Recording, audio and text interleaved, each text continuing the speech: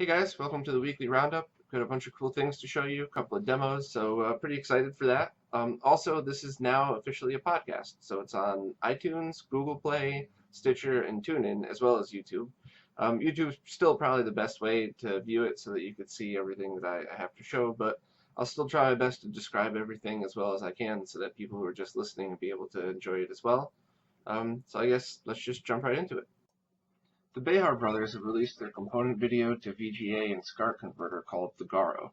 This is the first time anybody's designed one of these specifically for retro gaming use, and it's got a bunch of cool features. All of their boxes have a scanliner built in now, which is pretty awesome for anybody that wants to add scan lines to component video sources like the Nintendo Wii. But it also has two outputs, regular VGA and then SCART, which will be RGBS. And the important thing about that is you'll be able to run it right through any SCART switch, and you'll also be able to run it into monitors that don't even support RGB HV.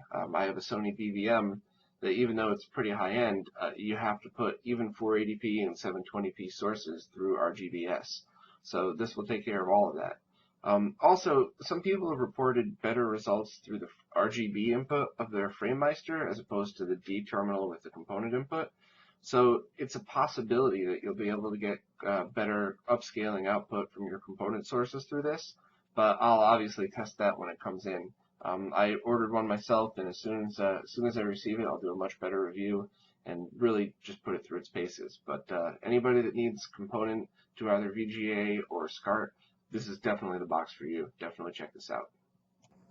Also, I just wanted to check in about the JP21 version of the G-SCART switch. There's no new news on that yet, but hopefully there will be this week. And as soon as there is, I'll tweet and post on Facebook about it. And just to let everybody know that any really important time-critical news, I'm still going to post immediately on social media. We'll always talk about it, in the weekly roundup, but anything that's critical is going to be sent out immediately. I'm saving this to talk about it kind of after the fact, and also to show things that maybe aren't critical but everybody might want to take a look at. And what I want to talk about next is probably one of them. Pictures were posted on the SMS Power forums about a Sega Master System floppy disk drive adapter. I thought this was really cool because it kind of just showed the insight into some of the things that Sega had been working on in the 90s. I believe they said this was shown at a CES, and they even showed a demo of it, an actual working prototype. So I don't really think a floppy disk drive would have expanded what the Master System could do that much, but it's just still really cool to see it and kind of neat to see all these things that didn't quite come to fruition but they were working on. Also, a ROM of an unreleased NES game called Happily Ever After was uploaded to NintendoPlayer.com. This was a game that was based on the failed sequel of Snow White. And supposedly it's pretty hard, but it looks like your typical side-scrolling NES game. A very detailed description of the game and what happened to it is available on Nintendo Player. So if anybody's interested, I'll leave the link in the description. But it seems like a pretty neat game and at least something worth trying. Yeah, it's always interesting to me to find some of these unreleased games like the Sonic 2 Lost Levels and things like that, and just kind of seeing where the developers were at and seeing how finished some of these actually were. So if anybody likes playing, weird and rare NES ROMs, definitely give this one a shot. Next, there's been another update to the Game Boy Interface Software. For anybody that doesn't know what that is, let me just give you a really quick rundown of what it does and where it came from. Back in 2003, Nintendo released an official adapter called the Game Boy Player. This allowed you to play Game Boy, Game Boy Color, and Game Boy Advance games all through a GameCube. It also added a couple other features like using the GBA as a controller, and accessing features that were only available when it was hooked up in this mode. It came with a boot disk that only worked in 480i or 480p modes, which wasn't ideal for really any situation. And there was a bit of lag with it as well. So the developer ExRGB came up with his own boot disk for it. It's completely independent from the actual Game Boy Player boot disk and has a bunch of really cool features. I just created an entire page on my website dedicated to it, so I really suggest anybody that's into this would check it out. But basically, it's just a very low lag replacement boot disk that has a ton more features, great zoom options, and something anybody that owns a Game Boy Player should really look into. So I definitely suggest giving the page a read and kind of checking out what ExRGB has to offer for it as well. I also just wanted to show a quick demo of how the Game Boy Interface software works with the Game Boy Advance controller. And if you check the GBI page on my website, it shows videos of how exactly to boot into it and pretty much every other detail you could need for it. This video is just demonstrating the Game Boy Interface functionality with the Game Boy Advance connector. So I'm just going to go through into Swiss, going to load the latest Game Boy Interface, and after it's booted, that's when I'm going to take the Game Boy Advance, which is now plugged into the second port, so that you can still use the GameCube in Player 1 for functionality, and turn it on. Sometimes when I've done this, it doesn't turn on right away, the power doesn't go on because it doesn't sync with the GameCube. Just turn it off and back on if that happens. But after this boots, you should be able to use it exactly as if. So, it's pretty neat. And select works too, which is pretty cool because if you use any controller adapters like SNES or NES, controller is mapped to Z, so it doesn't bring that up. But yeah, it's pretty cool, and that way you get the full functionality of the original Game Boy player, but on the much better software. Next up, Firebrand X released updated profiles for the ExRGB Mini. If you go to his site and scroll down to the very bottom, you could always get the zip of the latest profiles. And for anybody that doesn't know exactly what this is about, I just want to give a quick explanation. So the ExRGB Mini Framemeister is the most popular retro gaming upscaler at the moment, and it has features that allows you to put pre-configured profiles on an SD card and load them from there, rather than have to configure every time you turn it on. Firebrand X prides himself in making pixel-perfect patches for the Framemeister. So what that means is that your average 240p image isn't 320 by 240. So for example, a Genesis is 256 by 224. So if you were to do 4x scaling, it would result not just in 960, but in much more than that because of the difference in pixels. You'd have 184 unused pixels on a 1080p screen, which is a bit much. So his profiles actually take that and integer scale to about what the actual resolution of the game would be per each system. So he has patches for each console, and the newest ones that were just released for a Game Boy Advance through the Game Boy Interface in the low latency settings, which is pretty cool. So it really gets you the best possible, the largest possible image on the screen while retaining the same low lag. And you end up with a bit of overscan sometimes. So for example, on his Genesis patches, you might get 1120 because it was 5x. But if you think of it, I mean, it's only 40 lost pixels. And with overscan on CRT TVs, that's just about the same. RGB monitors are very exact, but consumer TVs would cut off a little bit on each side, which they called overscan. And a lot of the game designers at the time kind of worked around that and planned for that. So when you play the games with a little bit cut off on the top, you actually still get full menus in most cases, and it ends up being a better experience in most cases, not always.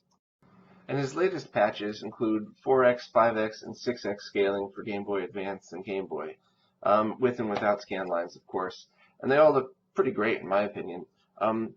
I really wish to have him on at some point in the future because he'll be able to explain this stuff a lot better than me. I'm probably getting a few little details wrong, and you know, the theory behind all this is correct, but I'm sure I'm missing a lot, and I'm sure all the Framemeister experts are probably rolling their eyes like right now, just going, what the hell, man? But hopefully Firebrand X will be on within a few weeks, and he'll be able to explain this for himself and show some pretty cool video examples of what he has to offer. Okay, now I'm just going to answer a couple of the questions that people had posted in the comments and on social media. Tom Stogner asked, if in theory everyone had an RGB monitor when N64 was released, do you think Nintendo would still have released them with the blurring effects? It's my opinion that no, they wouldn't have, because a lot of the game designers back then actually used some of the shortcomings of CRTs and composite video to create these effects. The best example is like the waterfall in Sonic, where the game developers actually used the blurring of composite video to make it look like a running waterfall, whereas if you actually play on an RGB monitor, it's so sharp and clear, it just kind of looks like rectangles floating down the screen. So yeah, it's been a hot debate the past few weeks, and I just personally love it without any of the blurring on it. But I mean, there's no right way. I guess however you prefer is definitely it. Jonah Reyes asked, are there any component switches that I would recommend? I actually only have experience with one. I use the Audio Authority 1154A. It has 4 inputs, and it also has 4 optical audio inputs as well, which is pretty cool.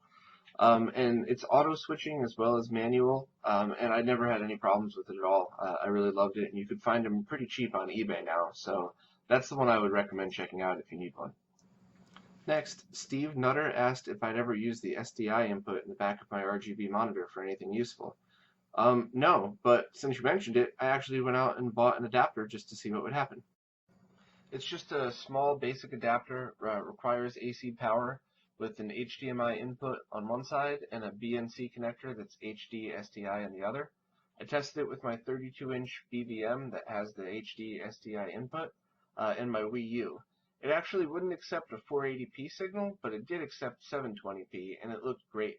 I'd like to eventually go back and do lag tests and really other extensive tests, but that's all I got for now. I also have an 8-inch BVM monitor. It has an input that says component SDI, but that monitor doesn't support 480p, so I'm not sure if this would even work at all, or if I would even need a different adapter that's component SDI and not HD-SDI. I really don't know much about that, but eventually I'll do more tests in the future and hopefully see if there's more we could do with it. Next, Jonathan Quills-Tuttle asked if there was any news on an HDMI mod for the SNES. And no, nothing I'm aware of. I've also been told that it's much harder to do something like that with the SNES than it was with the N64 or NES. But if there's any news at all, I'll definitely post because the SNES is my favorite console, so I would love something like that. He also asked about emulation versus the original consoles. And to me, it's still, I have to use the original consoles. It's just not the same experience without it. But emulation is very important because the consoles aren't going to last forever, and it's great to have a history of all this stuff. So I always try to keep up with the best ways to emulate the old consoles and old games, but it's just still not at a place for me yet where I could sit down and play one of the old games and really not have any difference at all. And finally, TF2 Frag Video asked what makes me still interested in retro consoles. Cool question. The short answer is the new ways to play them and the community.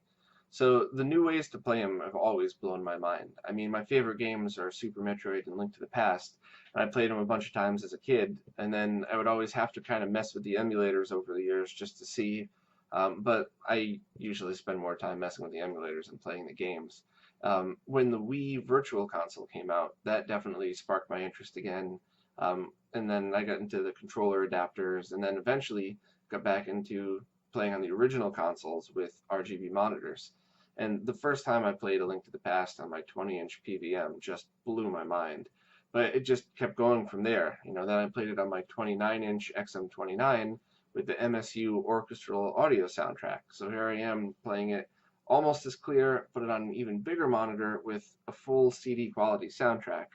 And then when I got my BVM, the 32-inch widescreen one, playing like all the Super Metroid fan remakes and even original Super Metroid on that was just amazing. I mean, that's the best monitor I've ever used, and it just, you know, yeah, there's a little bit of nostalgia in there with me, just still kind of, you know, remembering what it was like to play those games as a kid. But for me, it's just experiencing the games almost like it's the first time I'm playing them, because they're still just great games. And so that definitely, you know, is what keeps me interested in it. And, you know, whatever's coming next with the hardware. So the upscalers, 4K TVs. Can't wait to see, you know, a 4K gaming upscaler on an OLED TV. I mean, that's probably going to blow my mind all over again. And the community, too. So everybody that kind of chips in and does this stuff and doesn't ask for any money. You know, all the guys that did the Game Gear to Master System conversions.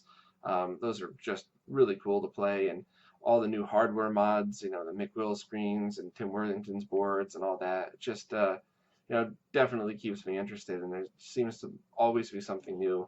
Well, that's it for this week. Thanks to everybody for tuning in, and as always, any comments and feedback you have, I'll listen to all of it.